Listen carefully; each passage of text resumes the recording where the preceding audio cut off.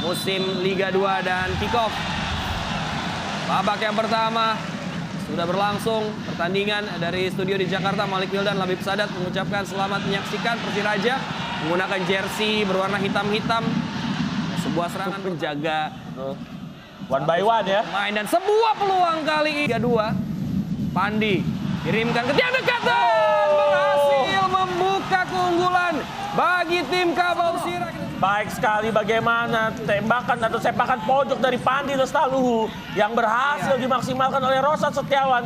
Bagaimana selesai, Silvio Escobar sendirian. Silvio Escobar, 3 pemain lewat. Balik kali ini. Semen Padang, Mofu.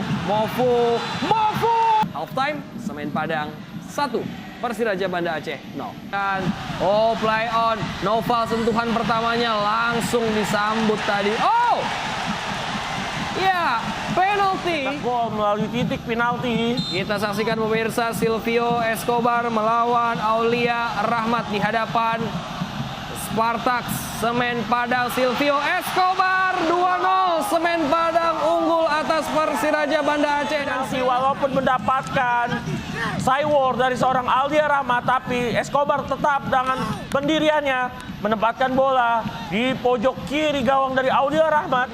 Betul, bagaimana Pandi selalu apakah bisa mendelivery bola dengan sangat baik. Kirimkan bola terbebas tanpa pengawalan. Kita saksikan bagaimana Rosat 3, Persiraja 0.